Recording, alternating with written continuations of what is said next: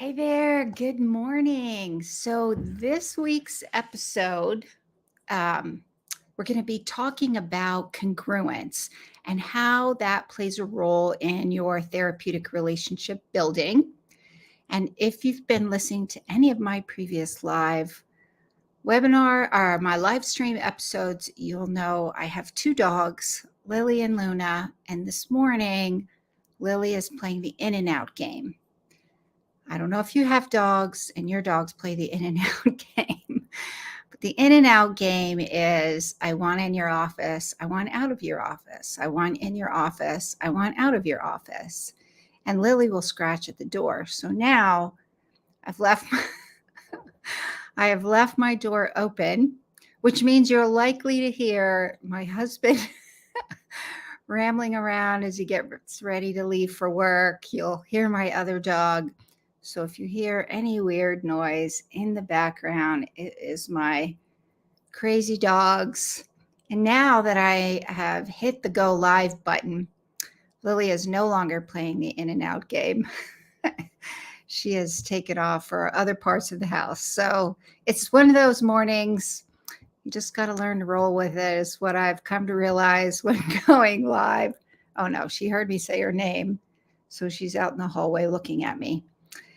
Anyways, so today's episode, I want to talk about congruence and how congruence relates to your therapeutic rapport building, that therapeutic relationship, because a therapeutic relationship, in my opinion, really anchors the play therapy process and anchors the child in that change process, feeling safe within that playroom space that you've created. So, what exactly is congruence and how exactly do you become congruent? Such a fancy word. So, there were some experts in the play therapy world, and they wrote an article in the Association for Play Therapy Journal, which is called the International Journal of Play Therapy. Sorry, I had to remember exactly what the words were. So if you are a member of the Association for Play Therapy, you would have gotten, well, if you were a member back in 2014. So if I put in the description, I put the reference for the article if you ever want to look it up. If you've been a member of the Association for Play Therapy since 2014 or you were a member in 2014, it is volume 23, number 1. The article title is titled A Way of Being in the Playroom, Experience, Expression, Congruence Model. It's by Dee Ray, Kimberly Jane, and Haley Stuhlmaker. And so I thought it would be interesting. I always like to go through the literature in the professional journals and see what's going on, or just some kind of staying on top of trends and things going on in the research about working with children and adolescents in the mental health field. And so I came across this article and I thought it was really, really helpful in terms of understanding congruence and what exactly is congruence. The article goes on to talk about their model, that experience, expression, congruence model. So I'll touch on what that is. If you're interested in learning more about it, you can always go find their article. So first and foremost, what is congruence? So essentially, in play therapy, we know, well, in mental health in general, that therapeutic relationship is really critical in the change process. So the ability to create a strong therapeutic relationship with your client so that they can get grounded in that sense of feeling your unconditional positive regard, empathy, and your ability to experience self-awareness are all, this is real, this is these are the essential ingredients, so to speak, for building that strong therapeutic rapport. And I always say it's where the magic happens that really grounds the play therapy process. And being able to use your theoretical model will dictate how you show up in the playroom, how you engage in that therapeutic rapport building based in your congruence with your client around unconditional positive regard, empathy, and awareness.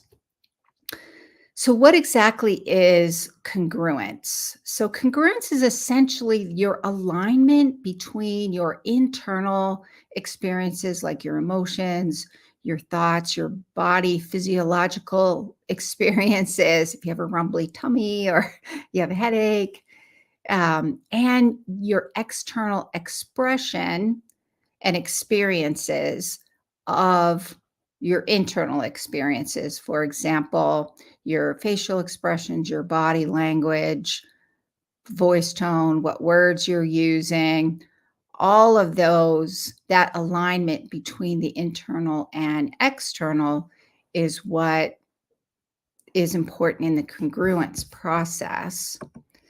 So I just realized I forgot to check in and say,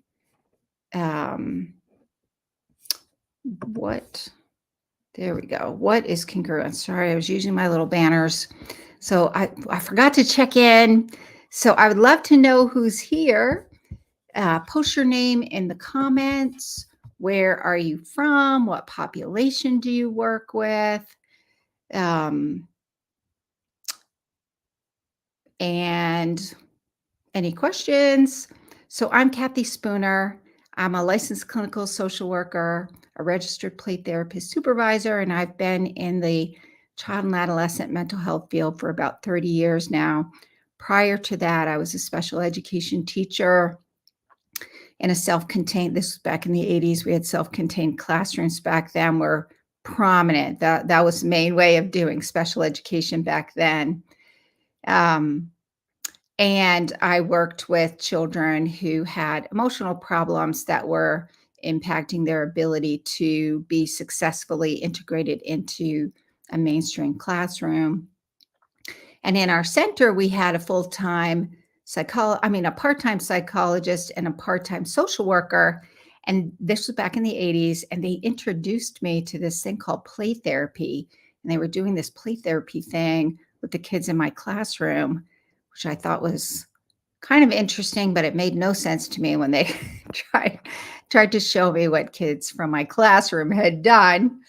And when I ended up co-facilitating a play therapy group with the school psychologist, then that's where I really, really understood the power of play therapy. And then from there decided, oh, that's what I want to do, and went back and got my master's degree. So let me check in and see who's here today. We have Angela. I agree with therapeutic rapport for both the little ones and families. Absolutely. We need to develop that rapport with parents and families as well. I totally agree with that. And we have Facebook user Steph. Good morning, Kathy. Took an act of Congress to get me out of bed today, but I love these live streams so much. That's awesome. Thank you, Steph. Glad you're here. Steph is also in my Play Therapy Academy, which I'll talk a little bit more about at the end. What is Play Therapy Academy and how play therapy can really help you take what you're learning in trainings, even these live streams, and implement them in real time with your clients. So to me, that's one of the, I was just having a conversation about this yesterday with somebody who I was talking to about Play Therapy Academy, and what we do, and me as well, take trainings and read books and articles, which is great. We need to do that.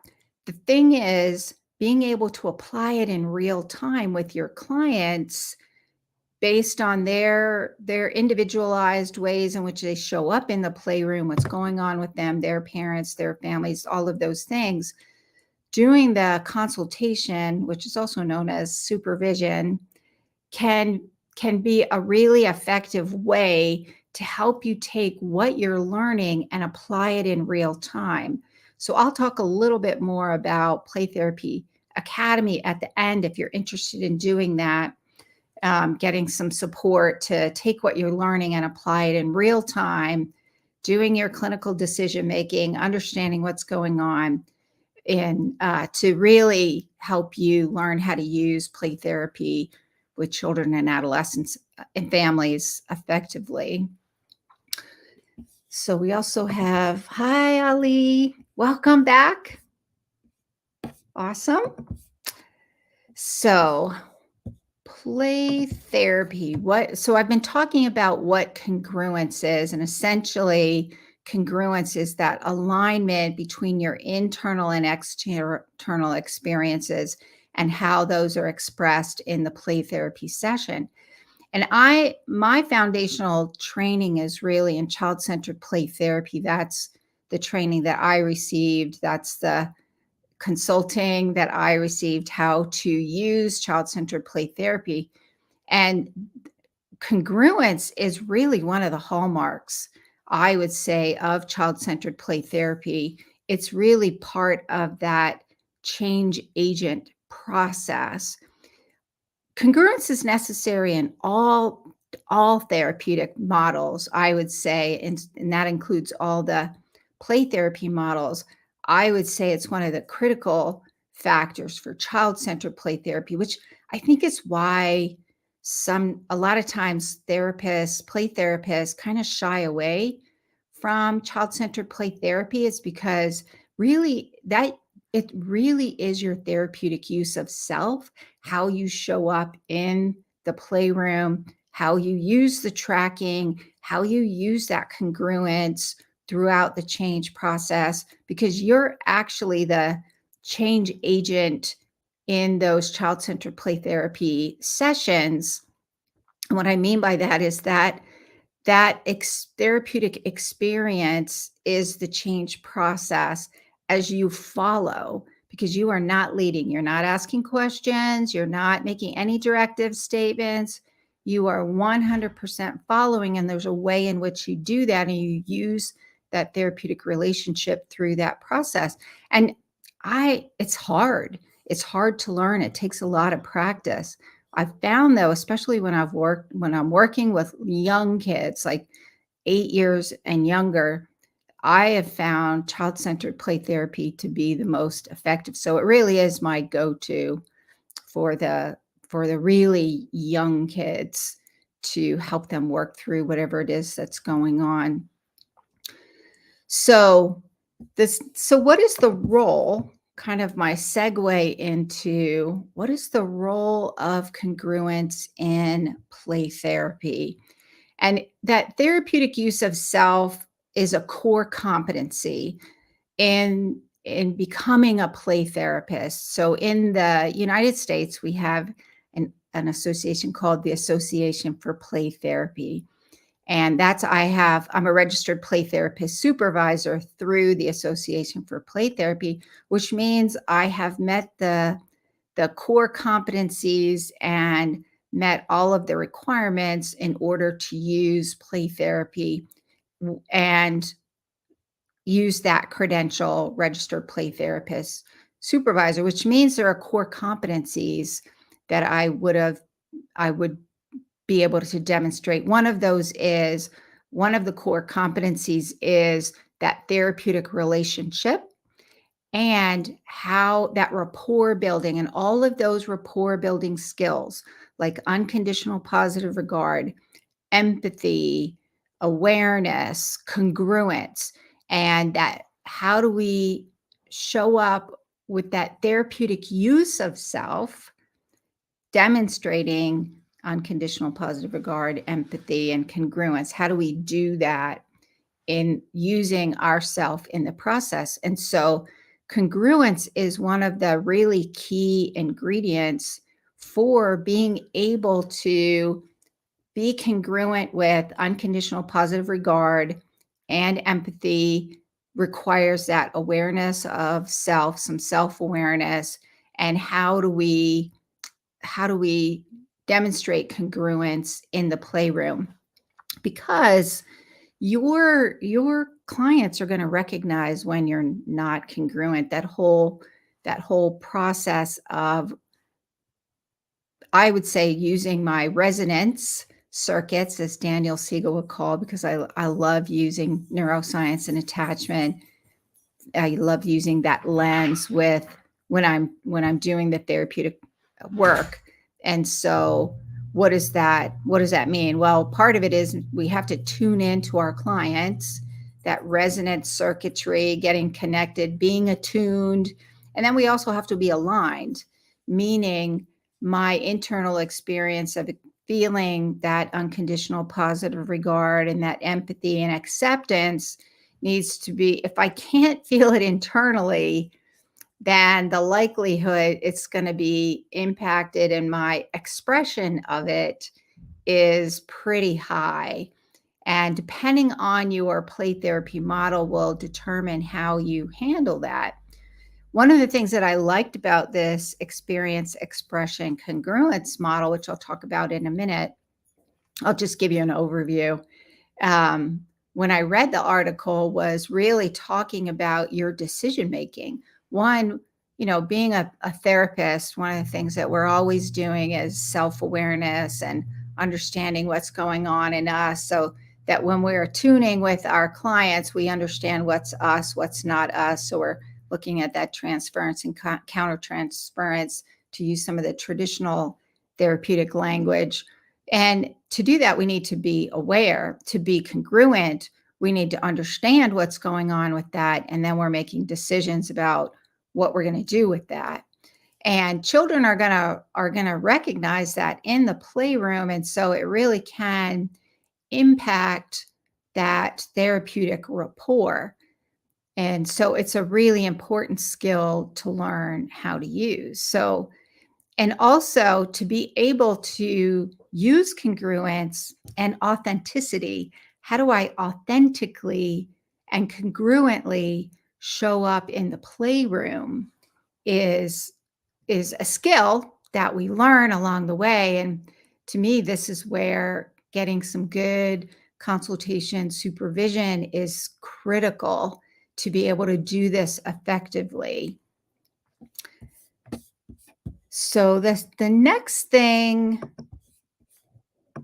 that I wanted to focus on is really kind of giving an overview of this model of, like, how do you develop congruence in play therapy? And I thought this model was a really good framework for understanding how that works. I love a good framework. To me, if I have a framework, it helps me navigate all of that decision making through that change process throughout the treatment process and within the session. So one of the things I liked is they had a whole framework about their model, which I thought was amazing. So here's the thing you have to keep in mind first and foremost, because we therapists like to be helper people and can be a little hard on ourselves, a little super critical, especially in the beginning when your imposter syndrome is high and you think you're just horrendous all the time. And the likelihood you're horrendous is pretty darn slim, especially when we're learning. There's a lot to keep in mind, and it can be hard to not go into that critical space and think we're the worst play therapists on the planet and our imposter syndrome is alive and well. The first thing to keep in mind is nobody can be congruent 100% of the time in the playroom. You can't be congruent 100% of the time in life. So if you think about how many sessions you have every day and you are opening yourself up in the playroom to be congruent, to be attuned consistently for 45 minutes to an hour, sustained, session after session after session, day after day after day, year after year, it's impossible. No, nobody can do that. So with that in mind, then how do you develop the ability to be congruent? And what does that look like in the playroom so that you can be as effective as possible to facilitate healing for children and adolescents? And so self-disclosure, my other dog, Luna, is now in the office, and she has just heard me say her name. So her tail is just wagging. So if you hear, now she's leaving because I'm talking about her. So if you hear moaning noises, shaky noises, it's just my dogs coming in and out of my office. I promise I'm not doing any weird things in the background. I was watching one of my replay videos because I'll repurpose these videos and make them into social posts. And I was going through and watching, I think it might have been last week's live stream. And for like 15 minutes, I didn't realize you could see Luna in the background in the live stream, rolling around and moaning in the background. I was thinking, first I was kind of appalled. And then I was like, you know what? It is what it is. Just showing up, being real in the live streams. There's my dog Luna. So Luna has left the room, so you won't hear any weird noises. So there's a question. The question is, you may answer this down the line, but how does model congruence if A, you just don't feel good, B, you're uncomfortable with the client, example, the adult that I talked about and supervision the other day, angry and sends me not yes. Oh, Steph, you need to bring that up in Play Therapy Academy. You need to bring that up. We need to chat about that. Also, you know what I can do also? So in Play Therapy Academy, we have these group chats for support in between our group meetings. So you know what I think I'll do, Steph? I'll go in the group chat and answer that in a little more in depth. How do I show that when I feel discomfort with their overall presentation, which is, this is one of the things that I think is so awesome about you, Steph, is you're willing to be honest with yourself first and foremost and honest. So, you are not. So Steph, no, you are not, Steph. So how do I show the discomfort? I'm definitely working on building empathy, but it's a challenge with the refusal to, yes. And here's the thing, Steph, you're not the only one that feels that way. This is challenging. This is challenging work. There are times I have felt this way over the last 30 years. It doesn't matter how much experience you have in the field. This is one of the reasons why I thought this topic was really important, not only for new play therapists, but also for those of us who have been in the field for a while. This is true if you're a play therapist or you're a mental health professional, not using play therapy, but maybe using other therapeutic models. This idea of congruence and therapeutic rapport and that therapeutic use of self. So this is a really great question, Steph. And you're self-critical. You are not. Neither. One of the things I like, Steph, is that you're willing to ask the questions because you want to learn. So I think that's awesome. Good for you. Is that therapeutic use of self means we open ourselves up to our clients in a professional way. So doing that professionally means we are monitoring, self-monitoring, and understanding what's going on and doing that clinical decision making in the moment. Okay, here's what I'm experiencing. Is this me? Is this not me? What do I do with this? What does this mean? How do I respond to this? And it's challenging, which is why, there's that whole idea of burnout in the mental health field is real. So what do we do with that? The side note here, the thing that gets on my nerves it just kind of drives me crazy about the whole topic of burnout. So I'm burned out, I'm tired, I'm exhausted, and now you want me to do more things. So in my mind, there's a whole different conversation about burnout that we need to have. That's a topic for another conversation. Um, I think I actually addressed that in previous live streams, which I'll just take this time. If you're interested, I go live every week on Wednesday at 7 a.m. Pacific time. I live stream into my Facebook group, which is Play and Expressive Arts Therapy. So that's a Facebook group for child and adolescent therapists using play therapy and expressive arts. If you're interested in that Facebook group, you can hop over there if you're in Facebook. You do have to answer all the questions, though, in order to get into the group. I also live stream into LinkedIn. I live stream into my YouTube channel, and then I use StreamYard to live stream into those so you can see my fancy little banners. I also simultaneously from my phone live stream into Instagram. So if you're watching on Instagram, you don't get to see my fancy little banners. But that being said, the reason I brought that up, one, if you're interested in watching the live streams every week, that's what I do. I talk about all things play therapy and expressive arts. Um, I will also be having a podcast coming out. You're the first to hear this. I'm going to have one coming out in 2024. I'm targeting launching that in January. So that podcast coming. For now, though, if you're interested in watching some of the previous live streams, you can always pop over to my YouTube channel, Renewing Hearts Training, Kathy Spooner. Click on the live tab and you'll see all of my previous live streams. In my Facebook group, you can see them in the featured section. So if you click on the featured section, I pin them there. If you're watching on Instagram, you can see them in my grid. It's probably easiest, though, to pop over to my YouTube channel and watch them over there. But I did talk about the concept of burnout, and I think there's another way to think about burnout rather than giving me more things I have to do in my already busy day, which is good. It is good to do them. I don't mean to say that those aren't good. I love going for hikes. That's my self-care.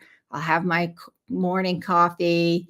That's my other self-care. There's some other things we can do, but I just think it's a bigger conversation.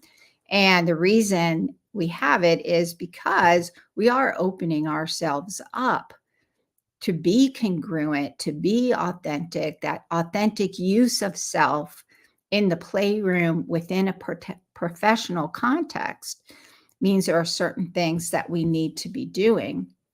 So that's one of the things that I liked about the model is the experience, expression, congruence model. I put the reference for the article in the description. So if you want to check out the article for yourself, which I would highly recommend, then you can pop over there. And if you have access to professional journals, then you can get access to it. So the purpose, I'm going to read you a quote from the article. The purpose of the model is that we designed a model to help children understand. Sorry, let me restart. I was reading a comment at the same time while trying to focus on it. My multitasking didn't work very well. So here's the quote from the article. We designed a model to help understand the nature of congruence, recognize the impact of congruence in play therapy sessions, and intentionally use the therapist's awareness of congruence to benefit the client. And that's the key, being able to use that information, use that process to benefit the client.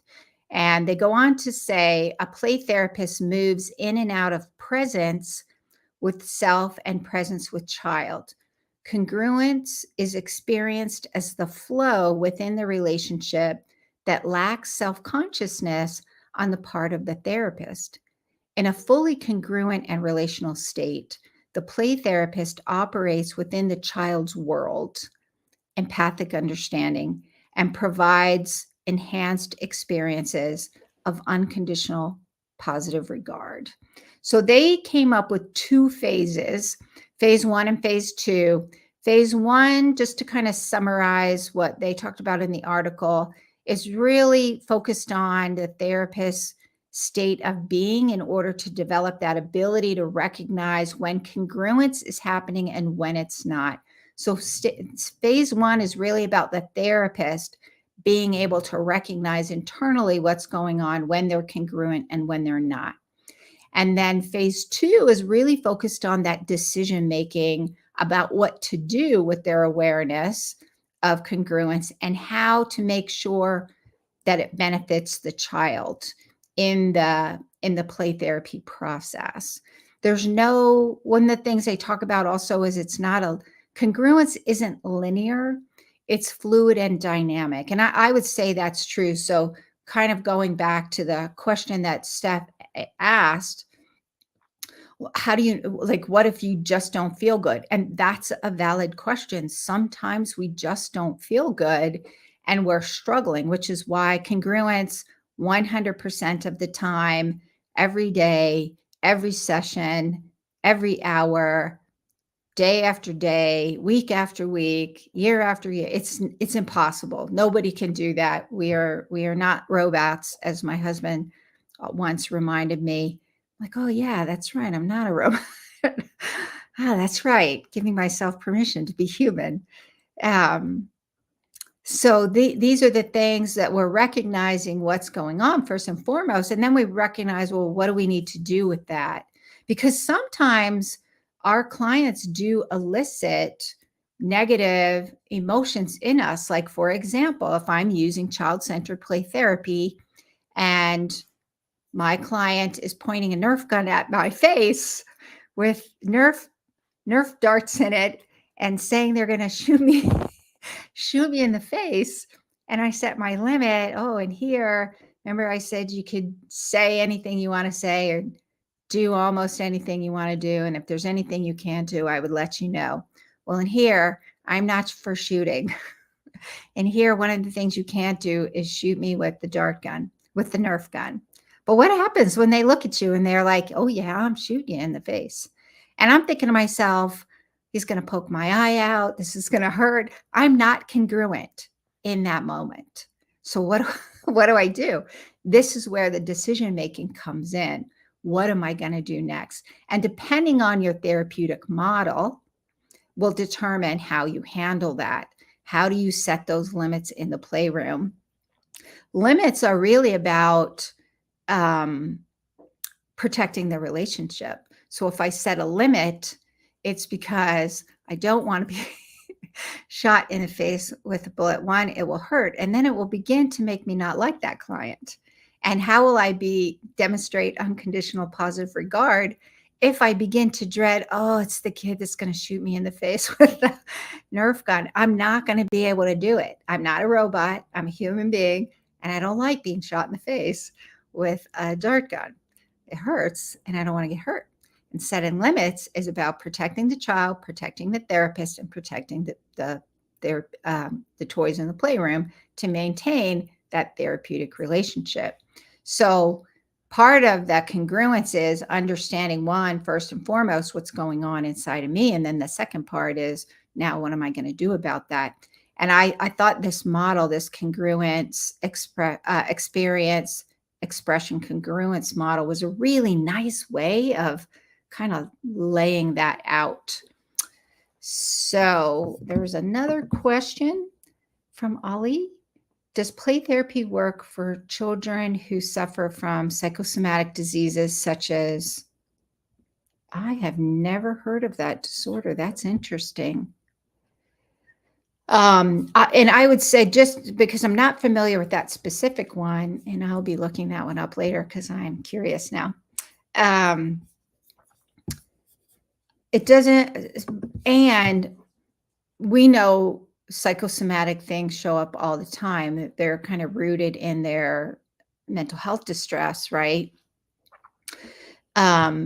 So yes, play therapy can help because it's rooted in a mental health issue. And we also know mental health problems can also um, negatively impact physical health. So stress, we know stress can have some negative physical effects as well. So play therapy can definitely help. And I would say, based on your play therapy theoretical model will determine how you address that in the play therapy sessions. But that's a great question. So Angela asks, what's the name of the Facebook group? Missed it. It's called Play and Expressive Arts Therapy Playground. So you can hop over there and check on that. When you do, just make sure you answer all of the questions. There are a few questions so that then you get automatically admitted into the group. And then I'll see you when you're in there and I'll pop in and say hi. All right, so that is it for today. And I try to keep these under 40 minutes. So I'm right kind of at that time. So I'm going to speed up a tiny bit, which is, let me give a recap for today. First and foremost, what is congruence? Congruence is essentially that our way of being and our awareness of our way of being in the session. It's aligning our internal and external experiences. The role of congruence is to be able to show up authentically in the session and create that safe therapeutic relationship. And depending on your theoretical model, like child-centered play therapy, this is one of the core skills needed in play therapy. And then you're tracking, and how are you present and how are you congruent throughout all of the stages of the change process is going to be based on that theoretical model. So it's really important in facilitating the change, facilitating that therapeutic rapport, which is really the anchor of the change process. So if you're not congruent, then it really can impact that therapeutic relationship, which is why one of the things that we're always talking about in mental health, in addition to including play therapy, is how do I use how do I do that therapeutic use of self in the sessions and show up authentically and congruent in the sessions. And then thirdly, developing congruence in play therapy really requires like a lot of self-awareness and understanding what's me, what's not me, how do I use it, what do I do with it. And the model that was developed by Ray, Jane, and Soulmaker, called Experience, Expression, Congruence Model, I think is a really good model to help walk you through that process. And again, I put the reference for that article. It's called A Way of Being in the Playroom, Experience, Expression, Congruence Model. So I put that reference in the description if you want to check out that article. Oh, okay. And then Ali said, sorry, I wrote, oh, okay, you put the authmatic disorder. Interesting. So question, Angela said, what do you do if the child is not cooperative? Yeah, like my experience. And that's really going to be, that's the limit setting. It's also, that limit setting is going to be based on your theoretical model. So how I would do limit setting in using a child-centered play therapy model is probably going to be different than if using Gestalt play therapy or cognitive behavioral play therapy or Adlerian play therapy. So that's a great question. And that one comes up a lot. We talk about that one a lot also in my Play Therapy Academy, because depending on your play therapy model is going to determine how you set those limits and how you address that in the sessions. And yes, it happens all the time. So that's a great question. So let me just give you a little bit of info. If you're interested in Play Therapy Academy, it is my online play therapy program. We meet twice a month for 90-minute consultation meetings. We do case presentations. So you not only get my 30 years of experience in mental health, plus all of my special education background from 40 years ago. And you also get the experience of your group members. So collaboratively, there's a lot of great feedback that we do in those group meetings, taking what you're learning in trainings and applying them in real time. And what does that look like using your theoretical model? The other thing in Play Therapy Academy, there's some online courses that are included, some of the foundational trainings needed for play therapy. All of the Getting Grounded in Play Therapy courses are in Play Therapy Academy. So Getting Grounded in Play Therapy Foundations, Getting Grounded in Play Therapy Case Conceptualization, Getting Grounded in Play Therapy Treatment Planning. The next course that I'll be dropping into Play Therapy Academy and probably the end of November is going to be Getting Grounded in Play Therapy progress notes. That one's going to be in there. We also have a group chat feature for support, and there's some other bonuses. If you're interested in Play Therapy Academy, you can pop over to my website at rhplaytherapytraining.com. Click on the supervision page. We'll also put a link in the comments. There'll also be a link in there if you want to schedule a free 30-minute video call with me to talk more about Play Therapy Academy to see if it's a good fit for you. You can schedule that 30-minute video call with me and we can see if it's a good fit for you. If you're interested, all of the courses, maybe you don't need the consultation piece of it. You don't need the supervision and the Play Therapy Academy program, and you're interested in the courses, you can purchase the courses, the Getting Grounded in Play Therapy Excellence courses, all the ones they're kind of like a la carte. You can pop over to my website, click on the courses page, they'll be in there. So let me go through the comments. So my amazing virtual assistant, Brill, also his first name is Dom. He put so all of those links are in the comments below if you're interested in that. So Ollie says, Dear Kathy, I use play therapy for children that suffer somatic disorder. It's very good for them. That's awesome. That's really awesome. Cool. Thank you for sharing. All righty. That is it for today, and I will see you next week. And next week, some of you may be going to the national conference the Association for Play Therapy is having next week.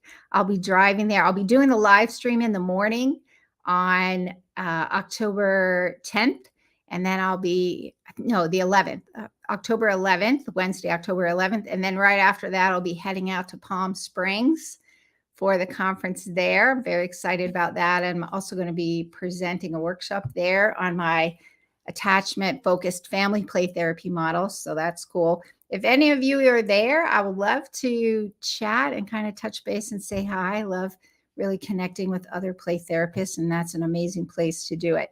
So bye for now, and I will see you next week.